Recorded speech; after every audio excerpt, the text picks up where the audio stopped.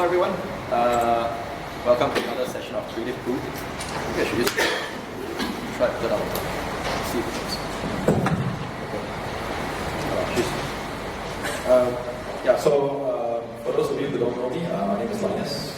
Okay, one of the only members of Creative Crew.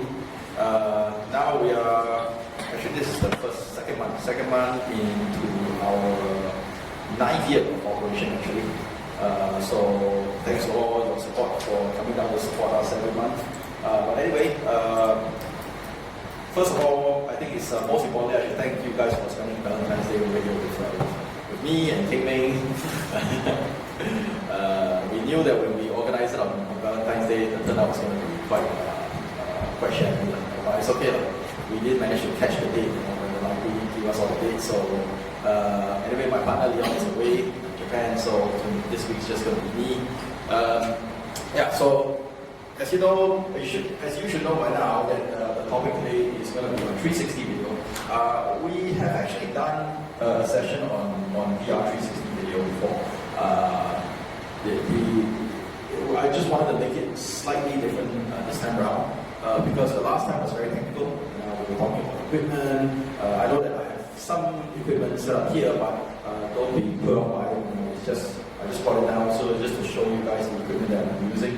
But today is not about tech. I promise you guys that, because the tech, what happened was, I think the lady is trying to go, and I'm just okay. When I first started doing this, which is about a year ago, what happened was I was actually given some R&D funds by Idea Farm Singapore. So I spoke to them, I told them my idea, and they were quite supportive. Good thing is that they were quite supportive of my idea. I asked for some money, I asked to buy equipment, and also to hire some people to basically experiment with some ideas of 360 filmmaking, and I got a grant for it. Possibly also because that I'm the only applicant who's in the field of digital media, and there's nobody, and they have to fulfill their quota, so they just kind of came to me. But if any of you are interested in doing research in digital media area, I can tell you it's actually quite easy to get funding. Not enough people actually do it in Singapore, but anyway, besides that, so I've been doing this for about a year. Okay, it took out some of my time, but I didn't want the research to be about tech, because I knew, and it came true, that is, by the time I finished my R&D, the tech would have gone leaps and bounds by the time I'm done. It would have gone probably, in ways whereby it will make the kind of technology that I will be researching on probably obsolete, and really, a lot of the methods that we're actually using now is obsolete. Bigger, better, and faster things are now possible. So I wanted it to be about theory, okay? And you can see that the topic is actually rules of cinematography. If you guys have made a film before, or sort of read up a film before, if you're a film enthusiast, you'll probably know that there are some rules that kind of govern filmmaking. Okay, and that is what I wanted to make my research about. That how are they still relevant in a VR 360 kind of environment? Okay. Any one of you know when was the first HMD created? Now, when I say HMD, right? This is what we call HMD. This is a very, very cheap version of the HMD. There are more expensive one like the Oculus Rift, the Samsung headset. HMD actually stands for head-mounted display. Okay. And anyone wants to guess in which year was the first HMD actually created, or let's just go with a decade. 80s, even further back than that. Even further back. You can imagine, probably made of steel. Let me show you a picture of it. Okay, this is actually the first one that's ever made. It's in 1960.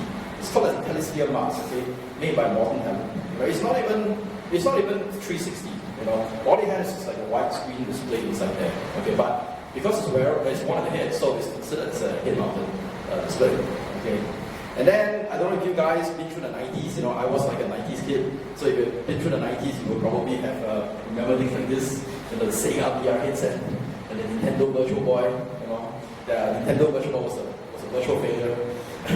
I think that the sales, it affected the sales a lot, and they actually pulled the entire product.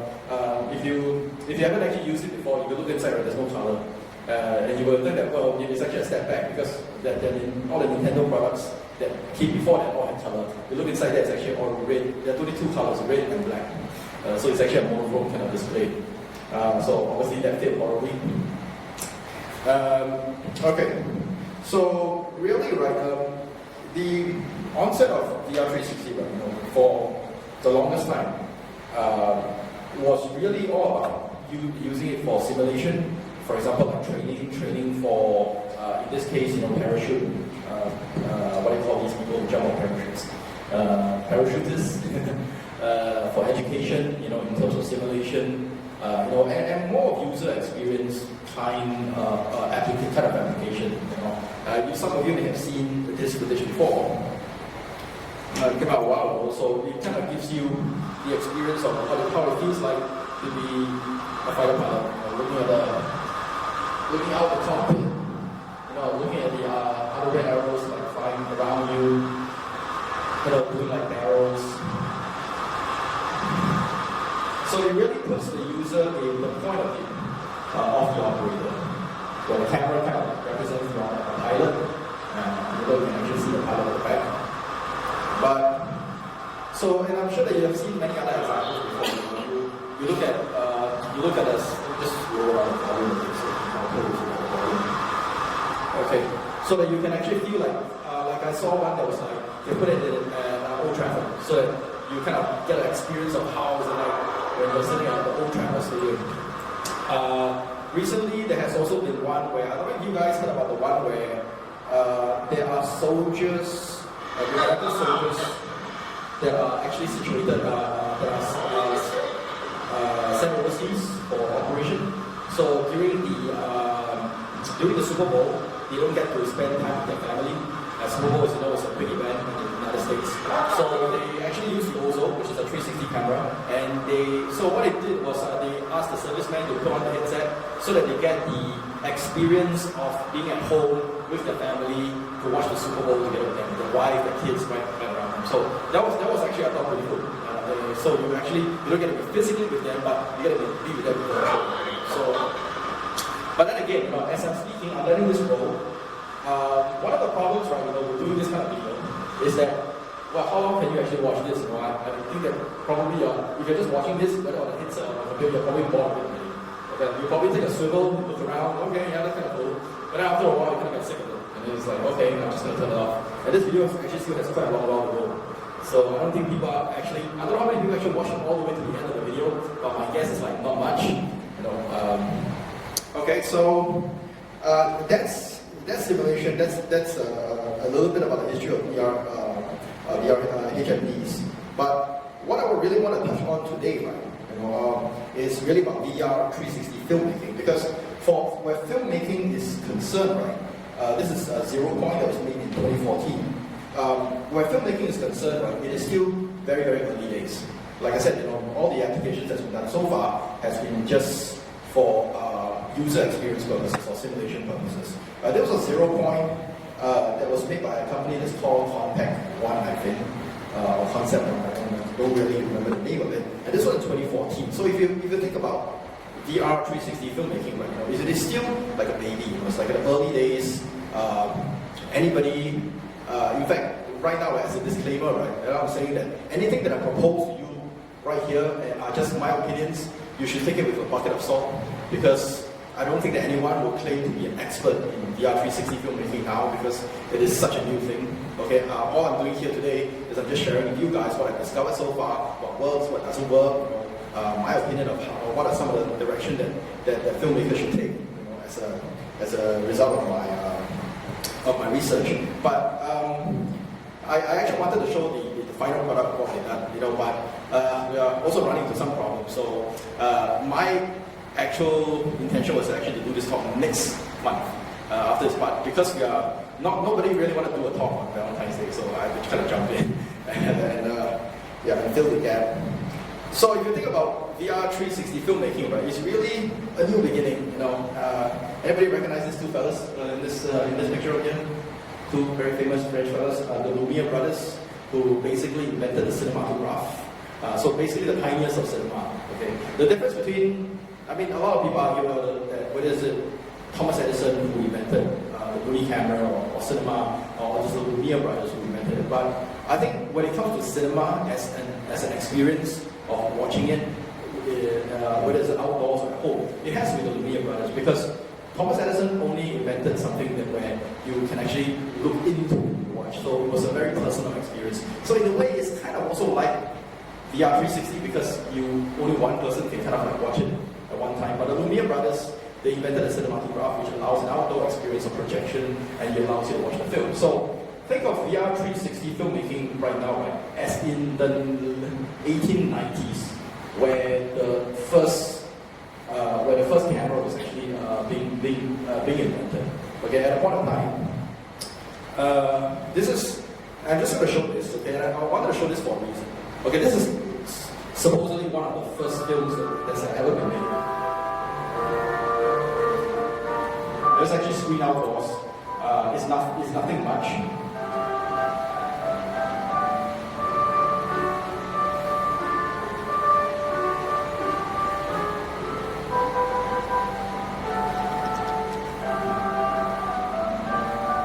I'm sure some of you probably have seen this before.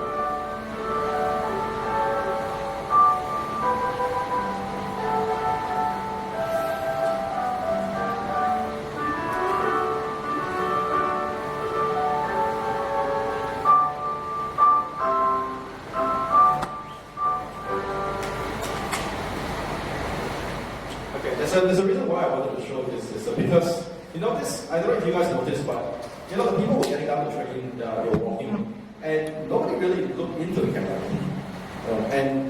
Nobody really, you know how when you have a camera there, people usually go, especially in such an early days, if they know the camera, they come and say hi. And even if you film a lot if they've done any kind of filming before, you know, there's always some idiotic guy that come and wave at the camera or look into the camera. But notice that nobody actually did that. And the reason for that is because nobody knows what how a camera looks like. It was so new. You know, so and there was only one guy that kind of came up, he sort of did this, and then kind of like walked away again. Okay, so now, and I wanted to show this film because it's like, we brought this contraption around, we put it on the monopod, and we put it on this.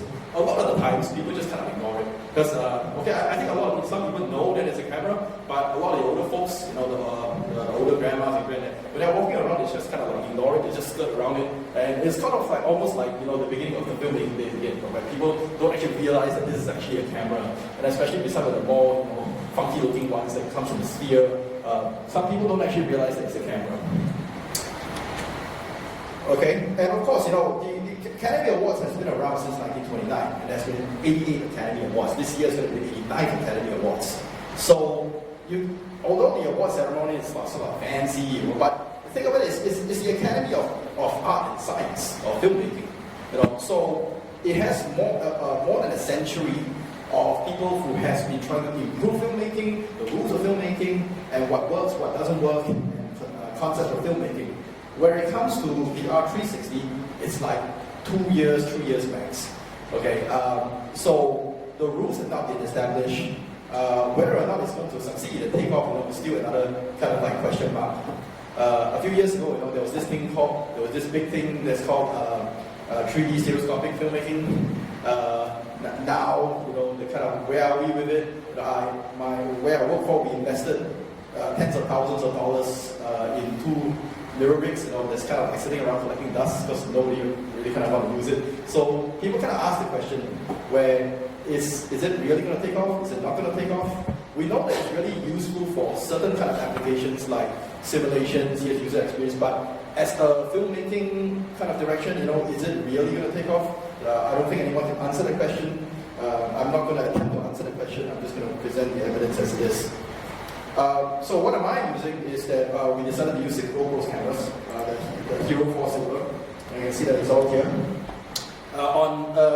This mounted on this rig here, I decided to be cheap. I went to Thingiverse and I downloaded the 3D model of this rig, and I used the 3D printers where I work, and we printed out this whole thing. It took me a really, really long time to print out this whole thing. But actually, the most difficult part was not actually printing out this thing. Is to find the right screws to actually mount this thing on. Because I think the person who did the 3D model and made this thing was actually American. So to find the right size screw, right, the 3/5 inch and 8/10 inch, it is really, really hard to find. I went to many, many different hardware shops before I actually found all the screws for it.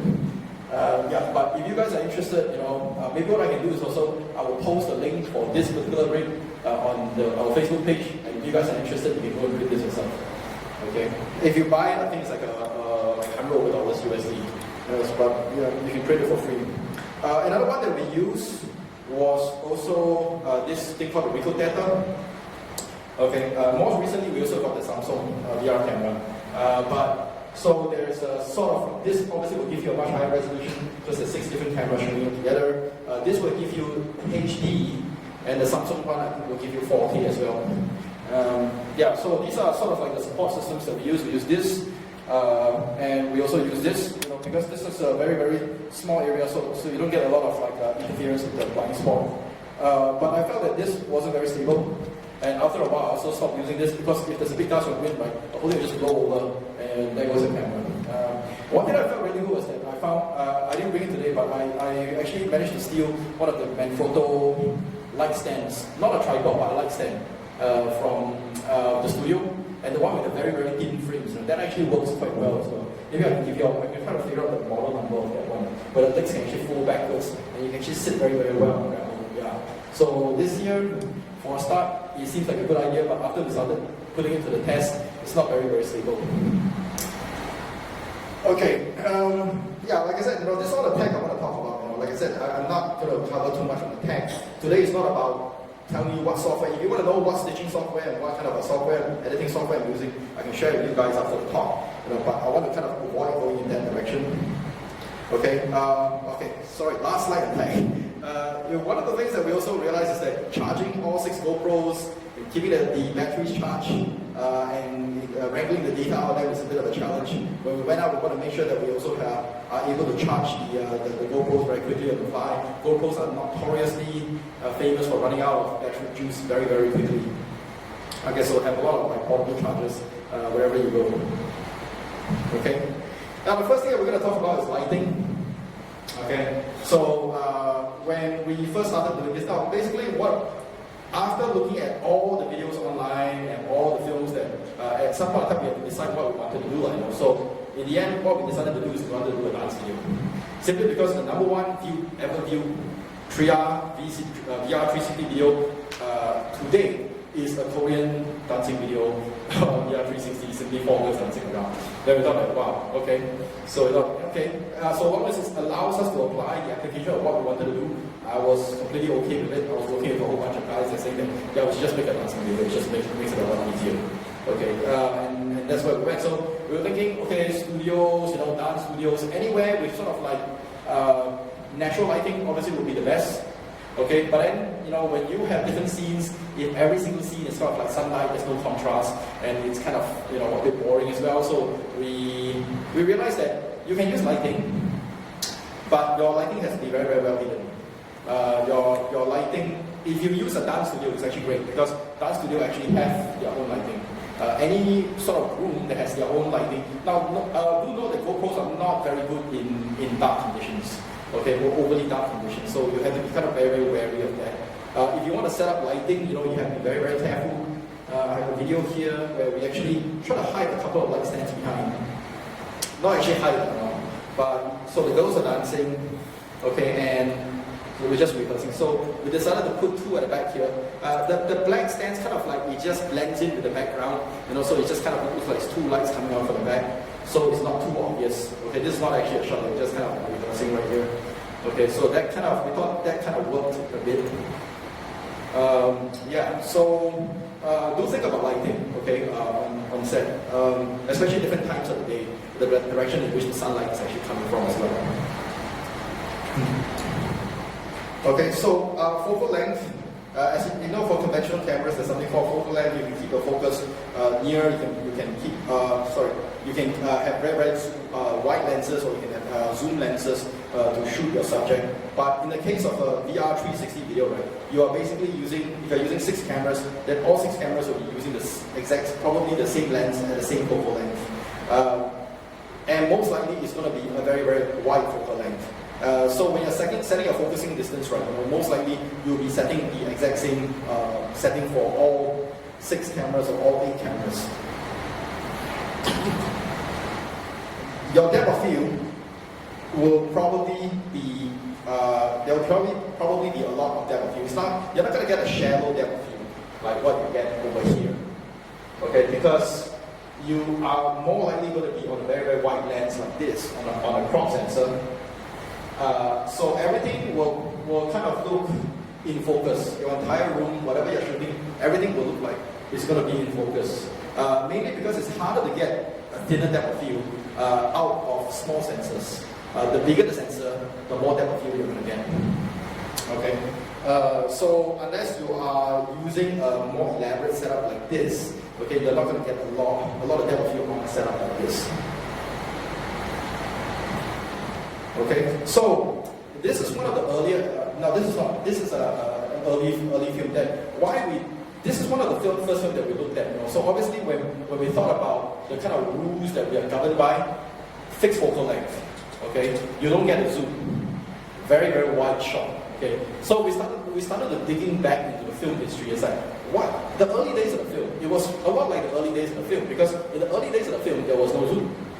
It's pretty much a very, very wide camera, and it basically captures the performance. There isn't even a lot of camera movement there involved as well. So we look at this film, and some of you may actually recognize this film. We got a lot of, we wanted to draw some inspiration from this film here, and I cut a little bit out of it.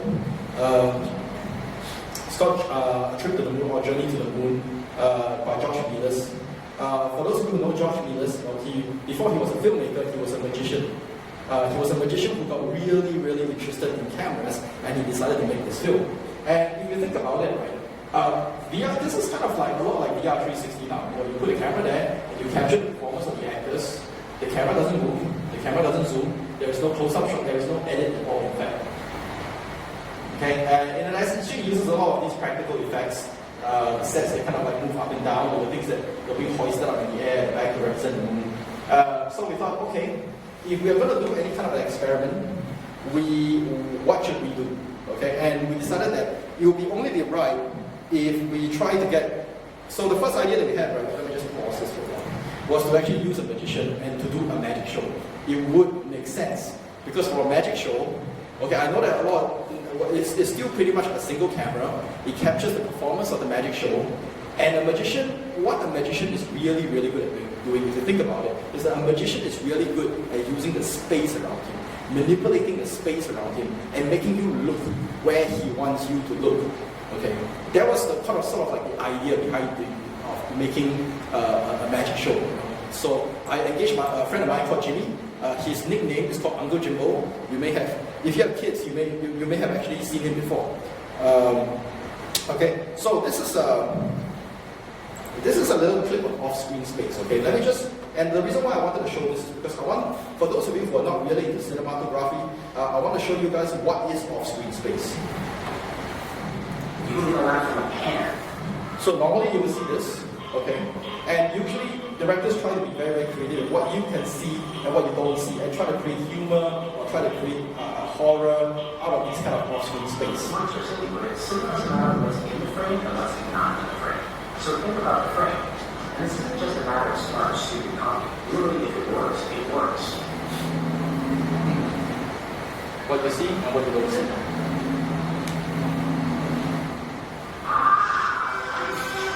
So with that, here are 8 things that go right with picture and sound that I want to see other copy filmmakers try out. Number 1, things that show the frame in funny ways. Is there sky? Geographical location should be back in the application for law.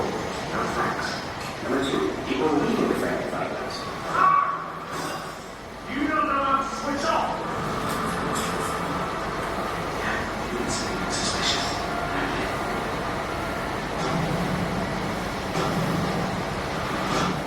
Okay, so this is an example of off-screen space, okay?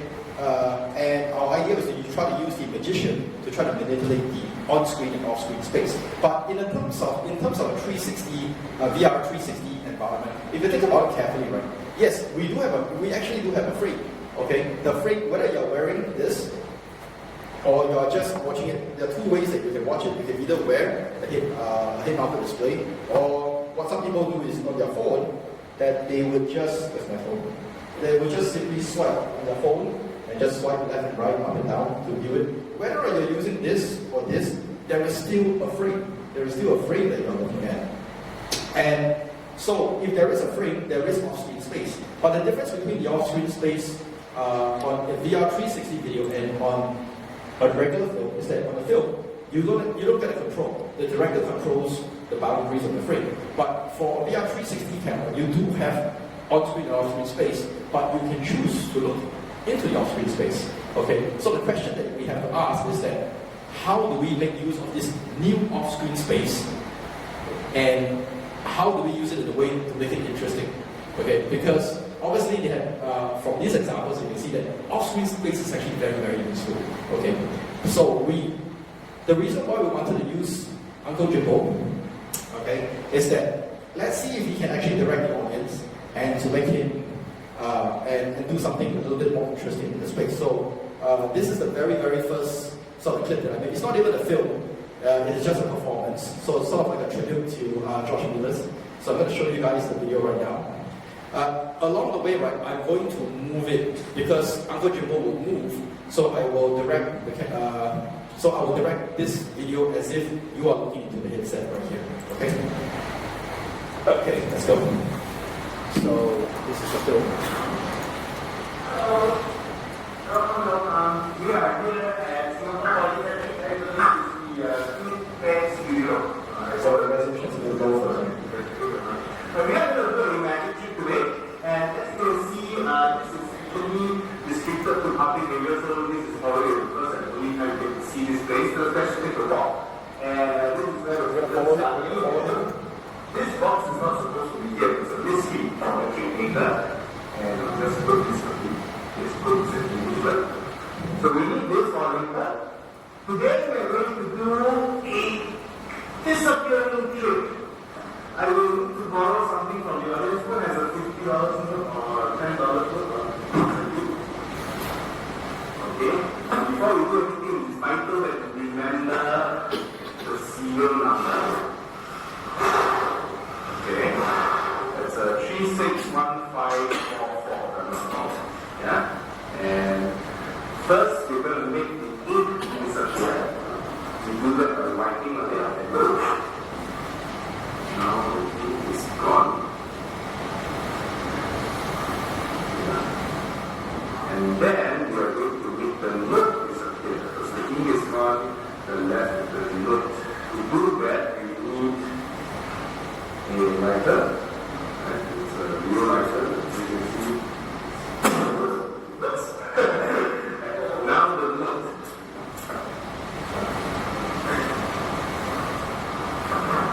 Cut. Right? And as I was saying, behind you, there's a box. And inside of this box, we have another box. And inside of this box, we have one more. Inside of this new wooden box, we have one note. And if I will unfold it,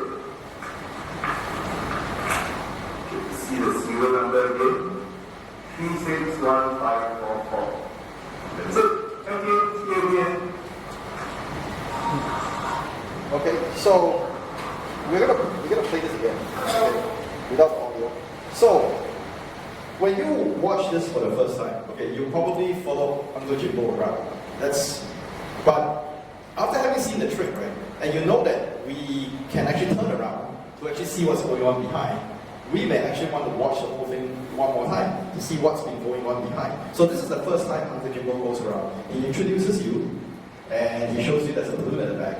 Okay, I'm actually going to turn on the volume to a little bit more. Okay, so now that you know that there's a trick going on behind,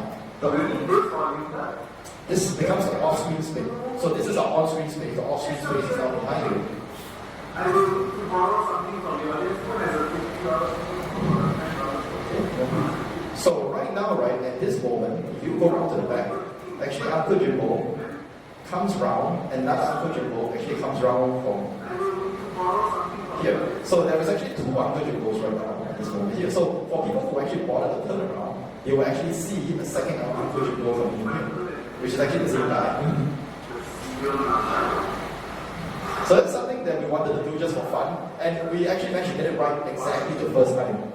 So after he does this, right, he would actually burn the balloon to make it burst. Right, so you can see here, he's messing around with the balloon, trying to make it go on a string, and he actually does the second trick here.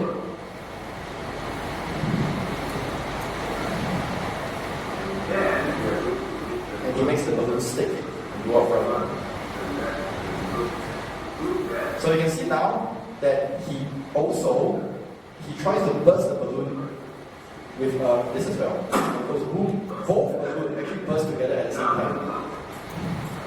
Okay, we wanted to synchronize it also that both balloons bursting at the same time. And then he escapes from there because Jimmy has been trying to draw your attention to look at him. Okay, so now the moment he leaves, he comes around back and he retrieves again. Okay, so that was the whole idea of the trick. Okay, so how this was actually done, right, was we actually filmed this twice. We filmed once with Uncle Jimbo in front, and we filmed a second time completely different. That's why nobody is actually sitting behind. Nobody's sitting behind because we need to join the front and the back together. VR 360 video is being stitched. This was actually one thing that we felt that was quite fun. That really worked. To actually have multiple scenes going on front and back. And later on, when we were making the dancing video, we also used back the same trick as well. That we actually have dancers in front and we have dancers going on the back, and the same 4 dancers were going on the back there as well. And if you want to, you can have probably 16 dancers, 24 dancers, all the same people all dancing all around. That was actually possible to actually do. Okay, so that's that. So we're quite happy with this. We put it online and we actually got a lot of views, so we're quite happy with it. This is actually a very important question that we have to ask. Okay, now the previous video that you saw, there were no cuts at all, and in a lot of VR 360 videos, you don't see any cuts at all. Okay, so we should actually ask the question: should you or should you not cut, as in edit cut? Should you or should you not cut a VR 360 video? Should there be cuts in the video? Because you're so immersed. You're wearing this, and then you're watching this, and then you're kind of following. So the first question that we ask ourselves is that, would a cut make it weird? Because a cut would sort of like be a jarring, out of a simulation kind of experience. So how many of you here, agree that you should cut? Yes, you should cut. Okay, you want to offer your opinion why you should cut? It depends on what kind of effect you want. Because considering that film remaking, you have really long shots and really short shots for a reason. If you have a reason for a cut, okay. Yeah, I don't disagree with you. Like I said, there is no right or wrong right now at this moment here. Okay. Anybody else want to offer their opinion? Or how many of you think that no, we should not cut? Cutting is just weird. We shouldn't cut at all. Okay. I'm going to show you guys one thing. Okay. Now, this is how is the camera different? And why I ask this question is because there is a certain difference between shooting with a normal camera and shooting with a camera like this. There's number one, you have this distance of about 1 meter. Some cameras is about 50 cm, some cameras is about 1 meter. Okay, there is a range. Okay, and imagine the circle around this whole camera here. This is like a no-go zone. Okay, you don't want to have objects inside this area. You also don't want to have any of your subjects move too near to the camera. You're going to get very awful stitching problems. Okay. I'm going to show you this little clip here where we were filming. Okay, so we try to go too near to the camera. See what happens when you go too near the camera? Yeah, start to get this kind of like ghosty kind of effect. Part of the face will disappear. Okay, yeah, this is just the nature of. So this is something that we, at this moment, is something that we can't avoid at the moment. When you shoot in stereo 3D, you also have the same problem because of the interocular lenses. Okay, you have to actually change lenses and change the setup for different kinds of distance of the subject to the camera. Okay, so this is problem number one. And then we start to look at this. Okay, now for those of you who are filmmakers, these are sort of like a whole range of rules that we kind of listed down, and we really went and tested out one by one. Okay, like the 180-degree rule, does it still work? The 30-degree rule, does it still matter? Match cutting. Match cutting is basically, you probably have seen it before. Let's say if I'm walking over here, and I stand here, over a white shot, suddenly you cut to a close-up of me, matching my action as I'm turning around. This is used in films all the time, and should this still matter? And obviously, when you shoot in VR 360, you're going to be on a wide shot most of the time. So the question we have to ask ourselves is, does the close-up still matter? Okay. Short reverse shot, which is something that you use. Let's say if I'm having a conversation with King Bing. So we have a camera behind me, we have a camera behind King Bing, and we just keep cutting between the two cameras here. What is the best way to film a conversation? Should we still respect the 180-degree rule? And then you have things like graphic match, which I'll talk about a little bit later. Parallel edits.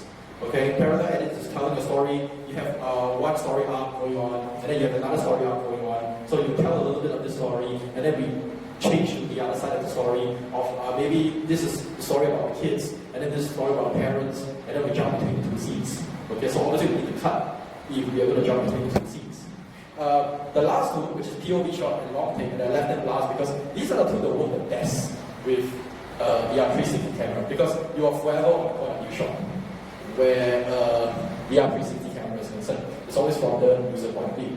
And a long take, okay, generally very short takes don't really work for most of the time. When you watch VR 360 film, the takes are rather long. Okay, I would say that they're extremely long, not Hugo long, or not.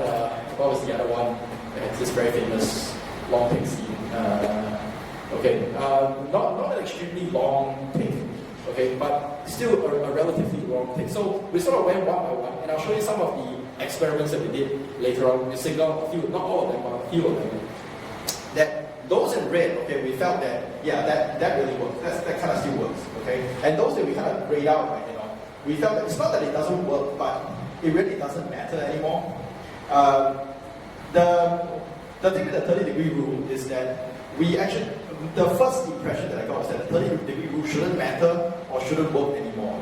But somehow, the interns that are working under me, right, actually proved me wrong. And proved to me that the 30-degree rule actually still does matter when you are making a cut. And I'm going to show you guys an example of the 30-degree rule actually still working. Okay, so if you don't know what a 30-degree rule is, it's important because our camera is always on the same focal length.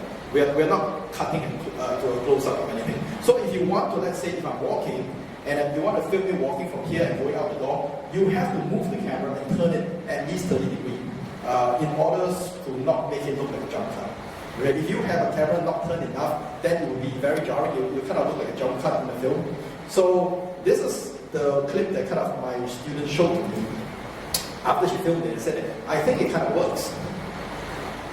So walking, and then we cut over to this side here. So it still works, and if you keep, there's a guy there, so you cut over, there's still a guy here. Okay, so just walking over here, and cuts over here, and it still works. Okay? Of course, we are not going to go to the extreme, right, where we purposely go and look behind, and then the cut actually happens. Okay? Because when a person wears a headset like this, okay, generally when we watch a film, we don't keep doing this. Okay, we generally will turn our heads as we are. So if you really think about it, we are really turning about a 180 arc, left and right, maybe slightly more than that. Okay, so that's our little experiment here. So we did a whole bunch of these jump cuts. Jump cuts work really, really well because it's a fixed frame and it's a wide frame. So example of the jump cut.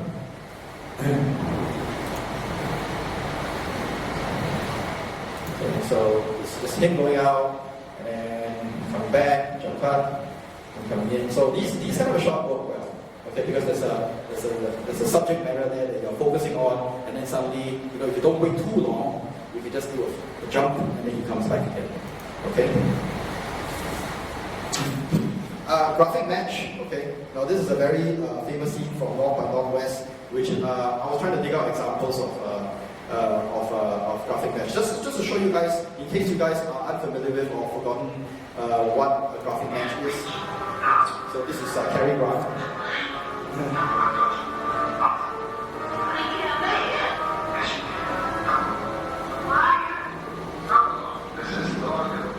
So, scene transition, you cut a lot of time in between there. So would a scene like this actually work in a VR 360 kind of environment? So we went ahead and did this, okay? And this was kind of like inspired from the SD travel film, which they used an entire series of jump cuts together with graphic match to try to make it work. So this is our, okay, oh, this is the dance video, okay. So this is using, sorry, this is not the, so you can see that there's a whole series of jump cuts that's being used using graphic match and jump cuts. Okay, so even if you have subjects going, and we eventually did one where there were people on the left and people on the right, still, so that still works really, really well. It's a very, very convenient way of making location changes. Okay, so that's one. And then the next one that we're going to show you, oh, wait, hang on, we still have one more. Okay, this is the one. Wait a minute, I should have one more.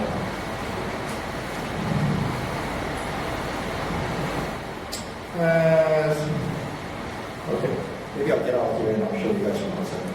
I have one more that I want to show, which is time-lapse plus. This is the one.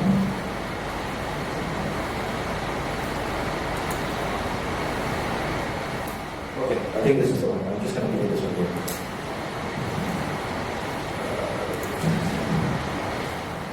Okay, so this is the one that we were trying out. Yeah, so similar kind of concept. You just have a single person who's walking and there's a location change. So that actually works quite well as well.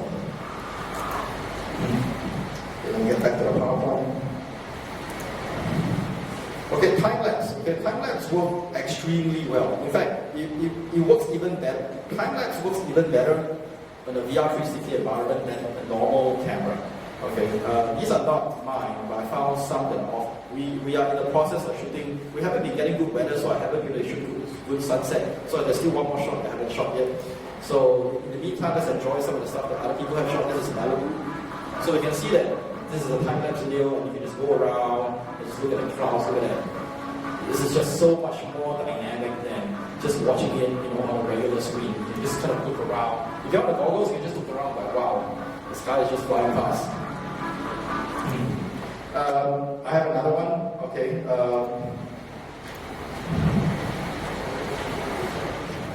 This is actually shot by a friend of mine who does Northern Lights trip in Norway. If you guys are interested, I can hook you guys up.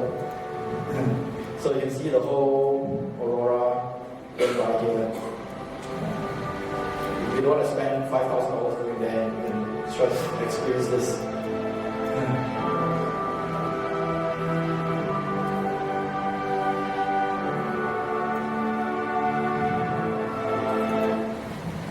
Okay, so that's time-lapse.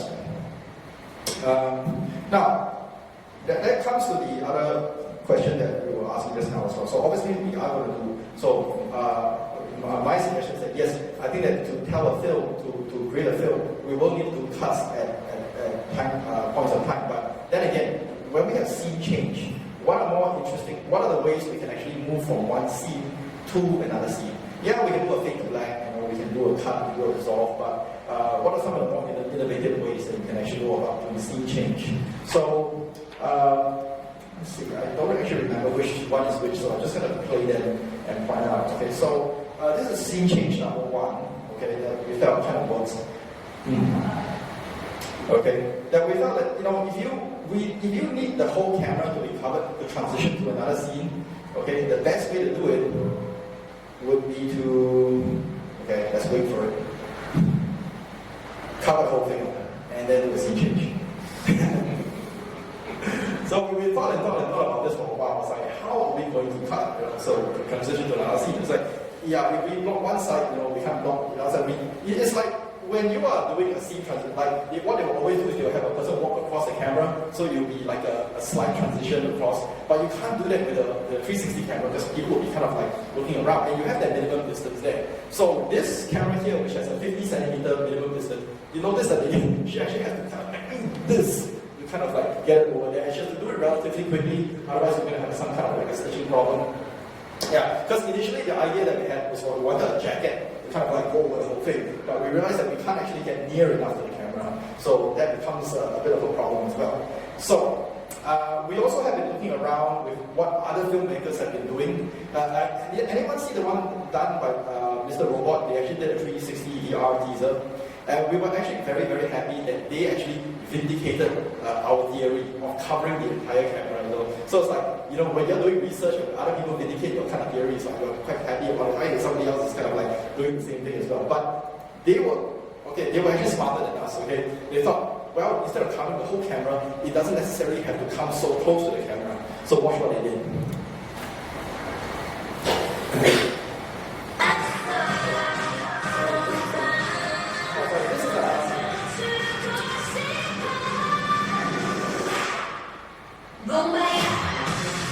This is a second. That was the first one was a rehearsal. The second one was the actual one that we actually filmed. We changed to using a hanky instead. This is the Mr. Robot one that I wanted to show you guys. So they didn't use a hanky. They didn't use a cam.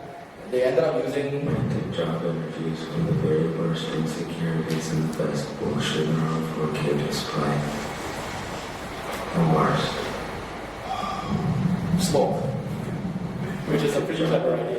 The very worst insecurities and the best bullshit. If you guys haven't seen this, I'll highly encourage you guys to watch this. You can just go on YouTube and search for Mr. Robot VR 360. This is sort of like launched together with the trailer for season 2. It's not particularly exciting, but it does ask certain questions about VR 360 filmmaking.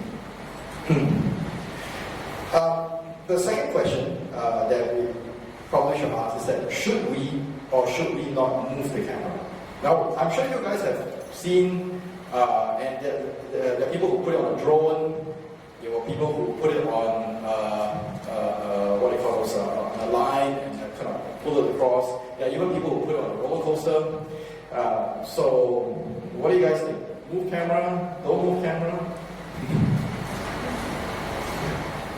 Yeah, honestly, you know, like at this point of time, there's no right or wrong answer. You know? But one thing that was scientifically proven, okay, so we look back at the science, is that when you have too erratic a movement, let's say for example, you put the camera on a boat, and the boat is swirling and swirling. If that person is wearing this headset for an extended period of time, when he takes it out, he's going to have that. It's just like when you get off a boat, okay, and you notice that the moment you get off the boat, you have this little wobbly kind of feeling. Yeah, you're going to have the same kind of experience with this. So we have to be very, very careful. It's not that we can't move the camera, but we have to be very, very careful how we move the camera. Because if you're going to put it on a roller coaster, that person's going to have a roller coaster ride. And one thing that we realized that when we put it in the car is that it's really nice if you put it in the car and you've got very nice scenery at the back, the people are staring at the back, but when you have things very, very close to the car and it keeps whizzing by, then you start to have the car seat kind of feeling as well. So be mindful of the user experience as well. You know, anything that has too erratic or fast movement is not going to be good for. They also do have a 30-minute sort of like a time limitation on this, as recommended for health purposes, you know, for experiencing VR. So again, we turn back to one of the more innovative films that personally I feel, that's Mr. Robot. They decided that yes, we should move the camera, and I must say it looks pretty interesting because like we have seen, we watched tons of videos. Even MediaCorp did one with Dining with the Stars. I don't know if you guys saw that. They actually used VR 360 as well. You know, and I actually met the producer of that show the other day, and I asked her this question. So why can't you just do it with a regular camera? Because you're just filming the person in front. And really, what's behind doesn't matter. And then the answer to me was just for gimmicky purposes. There's no reason. We did it because we can. And I feel that that's really the most sorry excuse if you are going to use a VR 360 film, because you have this new technology that allows you to explore so much more. You know, you should be using it. And so, I don't know, that's just my personal opinion. Okay, but then when I saw this Mr. Robot film, and I thought that, okay, I was kind of like on the fence with kind of moving the camera. And then this is the scene there. So she's waiting for the girlfriend to show up, and the camera goes up. And that's because he's smoking marijuana. He's getting high. So, and I thought, okay, wow, cinematically, that actually makes a lot of sense. The camera actually goes up. I was definitely nervous. I liked her, but Okay, so there's jump cuts. So kind of like indicate the whole theory as well, a whole bunch of series of jump cuts. I can say foolishness. I don't know if anyone on you watching this is kicking out. I give you permission to look away. This is gonna hurt so much. More camera movement. But do notice very, very subtle camera movement. But also, one of the problems that when you make it go so high is that you start to get a lot of distortion as well. Camera goes back. Hi. And then you sort of have to switch your point of view as well. Just keep watching. Is something wrong? What? No way. You're good, dude. Why are you laughing? Because you're high as a kite, man. Look at you. So, again, you know, the thing with the 180-degree rule and short reverse shot is that really you are looking at her, you are looking at him, and you're looking at her when they're talking. Okay, so that's the end of the shot. That is probably, at the moment, I feel that that's probably the best way to kind of film a conversation right now, rather than trying to cut to him, cut to her, because you will never be able to get a mid shot. Let's just put it that way. You know, we try, and you're not going to be able to get a mid shot because the cameras are so wide. You know, but when you put a camera, you're always going to get sort of like a full length kind of shot. You know, so that kind of eliminates all possibilities of a close up. That's my question. You know how they move the camera? Well, I tried to search for the making of, but there hasn't been a making of yet. Okay, so yeah, I kind of want to know as well how they actually move the camera out. Because obviously there is a blind spot, and there's a tiny amount of blind spot on top and below. So I suspect that's what they would have used, like, but what kind of contraption they use, I have no idea. Okay, where graphics is concerned, yeah, so at the moment, all I've seen is that just simple graphic at the back, and then when you kind of turn, it kind of warps. Okay. Again, Mr. Robot was why I liked the film so much. It was quite a really, really innovative film, is because they really went all out to try something different with the graphics.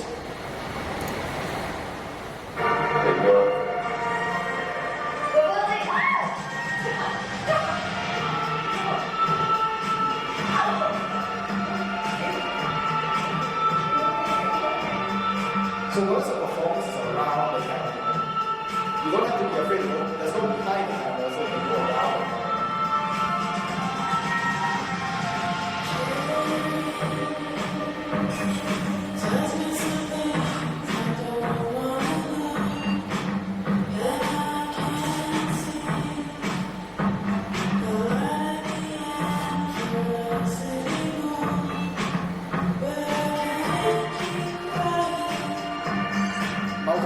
Multiplication, that's what we did. So now you have an entire screen that's full filled with graphics now. That's really cool. You know? So it's basically just 2D graphics going around, wrapped around the 360.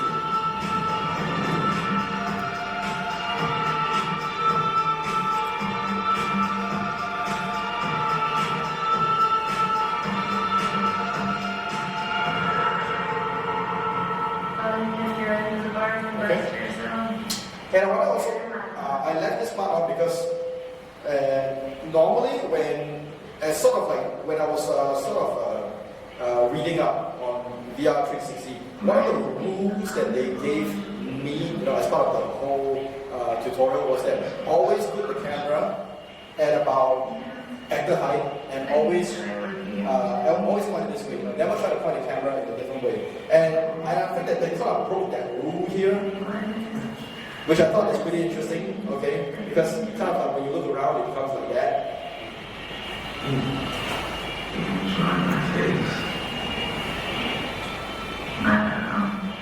Okay, and after she leaves, right, you know, he actually walks towards the computer, which kind of creates this very, very weird angle.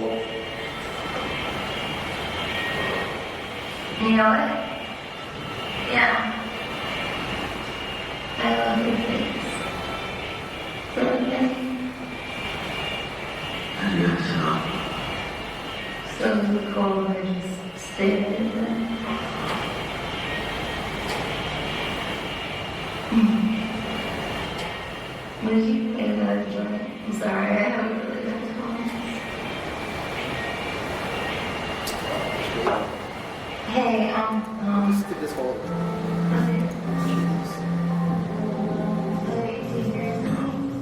Wait, please, don't fade away yet. I want to remember the rest of this. Please, don't go.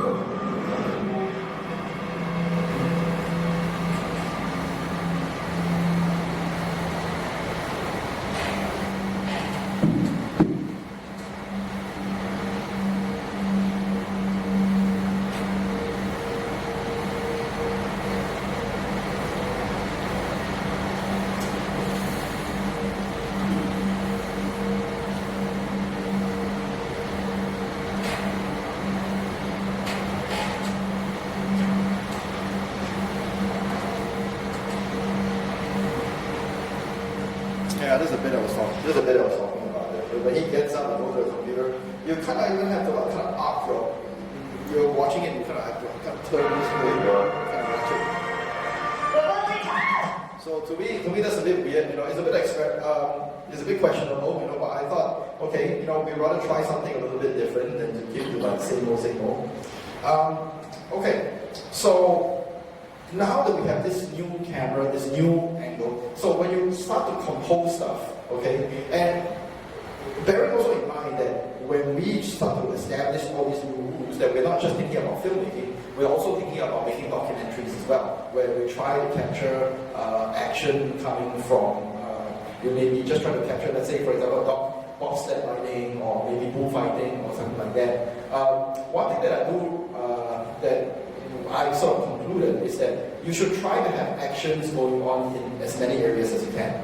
Okay, because bearing in mind that your audience have now got the ability, if you're going to just shoot the action right in front there, it's kind of pointless, because the question that I will ask is that why can't you just use a regular camera? So you should have sort of actions going on here, action going on here, action going on here. The back, I would say maybe not so much, because it's kind of a bother to keep doing this.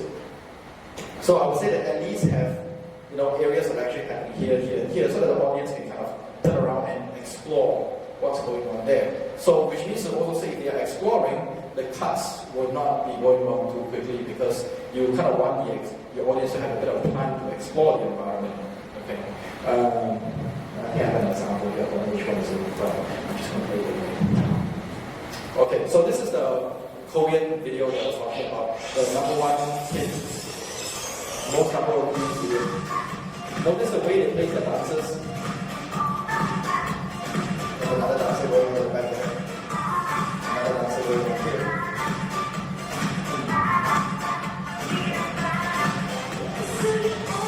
Notice that they actually did use mic stands as well, but it was actually quite validated in the video.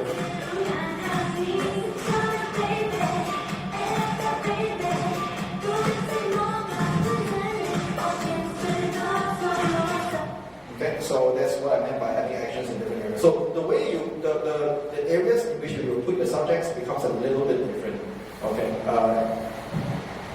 If you are filming something, let's say for example bull running, or you have some kind of a documentary that you're actually making, always try to figure out where is the center of the action zone. Let's say for example you feel that okay, there's going to be boats coming down this way, there's going to be bull running this way, and there's going to be, so we want to figure out where is the center of it, so that the audience can actually kind of do this, okay? And you need to kind of research in that way ahead of time, okay?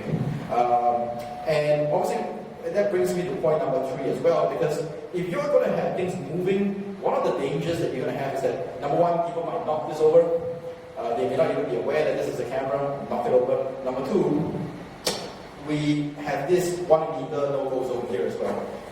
If you're, especially when you're doing documentaries, it's going to be hard to try to control even especially things like animals from not going too close to this. So you have this limitation that you may not be able to overcome. Okay? And the 4th question is, well, really do we need the full 360 degrees? And that was the question that I was asking just now, is that most of us, based on what we have researched so far, is that we will kind of only turn this way.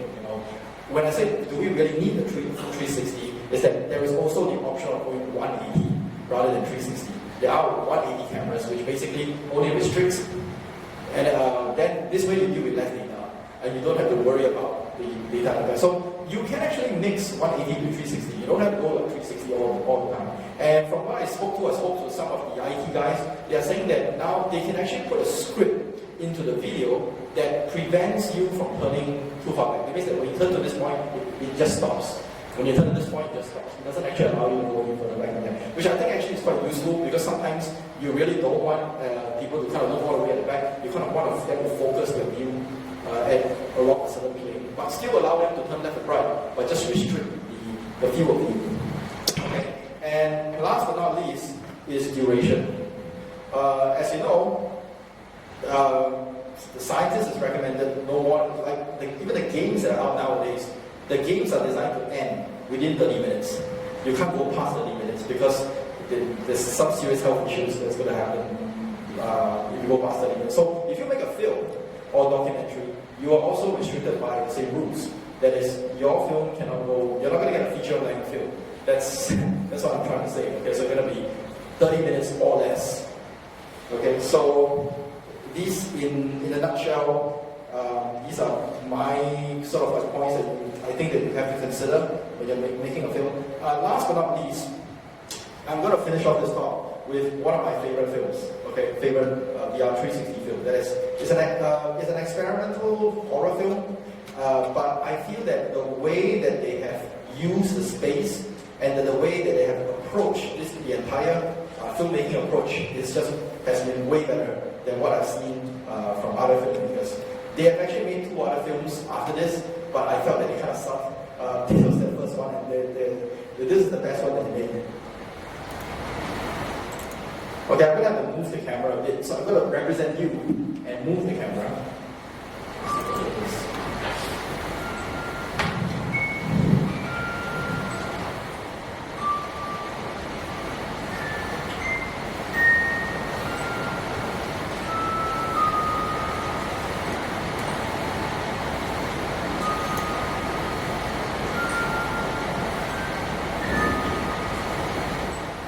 So you probably will explore around the room a bit and figure out what's there. You see there's a painting here.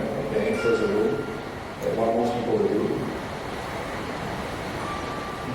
You know, filmmaker made an error. It's 3 o'clock. It says 2:59. And you see the room door opening.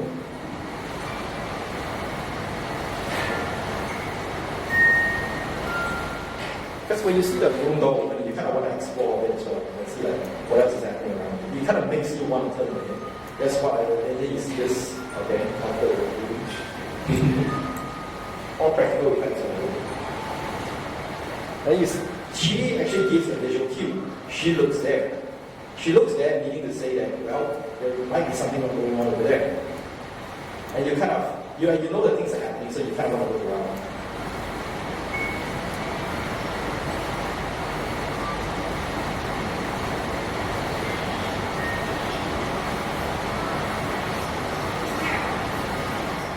The audio is a bit soft, she said, who's here?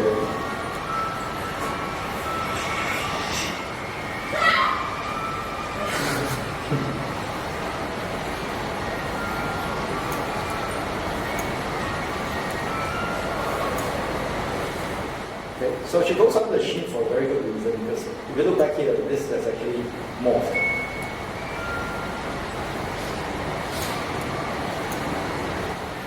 Actually, to me, I watched this over a few times to actually catch everything.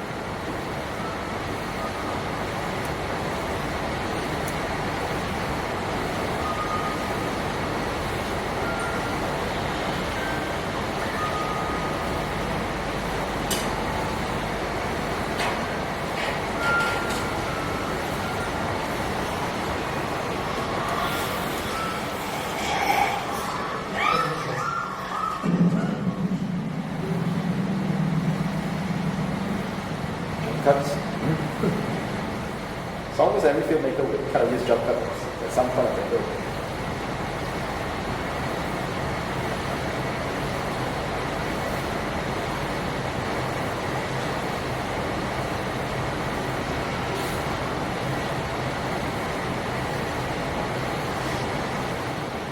And that's it. You know, it doesn't have to be too long. And I thought that was a really, really good use of the new rules of filmmaking based on VR360. Yeah, and that's all I have for you for today. I'll take some questions and answers if you guys have any. So you work in the school? Sorry? You work in the school? Yes, I teach in the school. I also do research and development for them as well. Yes. Yeah. So but this is something that I just wanted to do on my own. I proposed, they were okay with it, and yeah, obviously I needed money to do this. Yeah, it comes down to getting because obviously I hire the dancers, I need to pay them as well. So it's kind of hard to do this without money. There are some people doing this 360 VR film in Singapore. Do you know of? Yeah, I know there are a few companies who have actually dedicated an arm of their production to actually doing this. I don't know if you guys know Bird Lighting House. So he started this company called Beaver, which is and I spoke to them. They were the company that actually did some. They were actually stream on Toggle. I think it's called Toggle. Yeah. So, but usually for the programs, it's like there would be a normal version and then there would be like a VR360 version. I don't think that any program has gone as far as to say that, well, there is only VR360 available. I have not actually seen yet. Because most of the stuff that we have seen online is more like, okay, like that jet fighter plane, and then, how does it feel to be, in the stadium at the Beyonce concert? Most of it is something like that. Yeah. But it's still a very new area, like I said. I think that we are just at the tip of the iceberg. There's still so much more to explore. And the kind of films that we're making now is sort of like the early, maybe Edmund Stanton kind of films, D.W. Griffith. We have not even kind of ventured into Hitchcock and Tarantino kind of like territory, kind of experimentation. Yeah.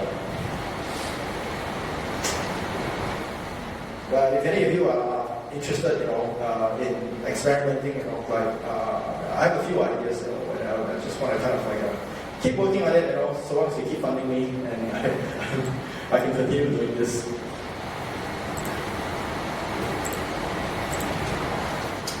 Okay, if not, thank you all for your time. I hope that this has been useful for you guys. Because, and enjoy what's left of Valentine's Day. Thank you.